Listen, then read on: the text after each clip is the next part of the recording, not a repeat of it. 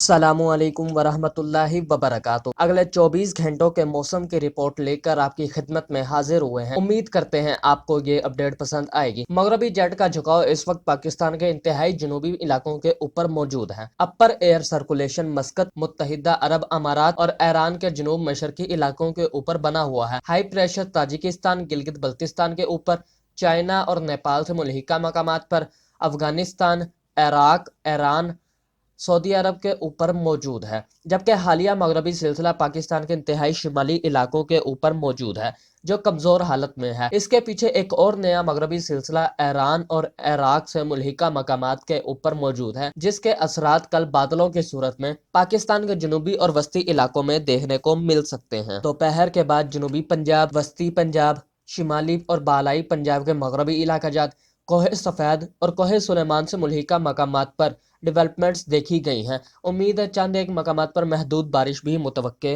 Record کی گئی ہو۔ اگلے 24 گھنٹوں کے دوران سندھ کے موسم پر نظر دوڑائیں تو کشمور، جیکب آباد، شکارپور، لاڑکانہ، نوشہرہ، فیروز، دادو، کمبر، جامشورو، نوابشاہ، مٹھیاری، سانگڑ کے اضلاع میں ہلکے پھلکے بادل کل شام تک دیکھنے کو مل سکتے ہیں۔ اس کے علاوہ گھوٹکی، سکھر، عمرکوٹ، ننگر پارکر، بدین، سجاور، ٹھٹھہ، کراچی، ٹنڈو الا یا ٹنڈو محمد خان کے اضلاع میں موسم خشک رہتا ہوا نظر آ رہا ہے۔ سندھ کے میدانی علاقوں میں اگلے 24 گھنٹوں کے دوران اسموگ کی شدت میں کچھ حد تک اضافہ دیکھنے کو مل سکتا ہے۔ اگلے 24 گھنٹوں کے دوران بلوچستان کے موسم پر نظر دوڑائیں تو شیرانی، موسیٰ خیل، بارکھان، لورالائی، قلعہ سیف اللہ، زوب، ڈیرہ بگٹی، لسبیلا، گوادر، تربت کے اضلاع میں موسم خشک رہتا ہوا نظر آ رہا ہے۔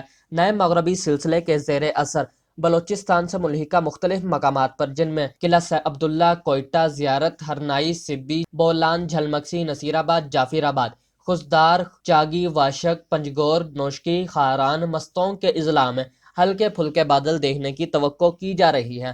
زوب، شیرانی، موسیٰ خیل سے ملحقہ مقامات پر اگلے 24 گھنٹوں کے دوران اسموگ کی شدت میں کچھ حد تک اضافہ دیکھنے کو مل سکتا ہے۔ اگلے 24 گھنٹوں کے دوران خیبر پختونخوا کے مختلف مقامات پر، جن میں چترال، دیر، سوات، کوہستان، شانگلہ، بٹاگرام، مانسہرہ، ایبٹ آباد، ہری پور، صوابی، نوشہرہ، پشاور، کوہاٹ، لکی مروہ، ٹانک، بنوں، ڈیرہ اسماعیل خان، وزیرستان، کرم ایجنسی سمیت ملحقہ تمام تر اضلاع میں موسم خشک رہتا ہوا نظر آ رہا ہے، البتہ چند ایک مقامات پر ہلکے پھلکے بادل دیکھنے کو ملتے رہیں گے۔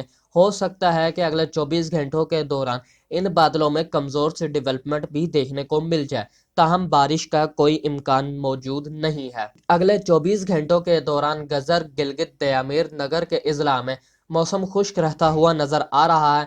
ہنزہ، شاگر کے اضلاع میں ہلکے پھلکے بادل دیکھنے کو مل سکتے ہیں، جبکہ گانچے، اسکردو، بلتستان اور استوار سے ملحقہ اضلاع میں گہرے بادلوں کے ساتھ ساتھ پہاڑوں پر برف باری اور بارش کی امید کی جا رہی ہے۔ اگلے 24 گھنٹوں کے دوران لیہ لداخ، ڈربوگ، نیومیا، کارگل، کشتواڑ، اننت ناگ، پلوامہ، راجوری، شوپیاں، بڈگام، کلگام، بارہ مولہ، راجوری، وادی نیلم سے ملحقہ مقامات پر بادل بننے کے ساتھ ساتھ چند ایک مقامات پر بارش کی توقع کی جا رہی ہے۔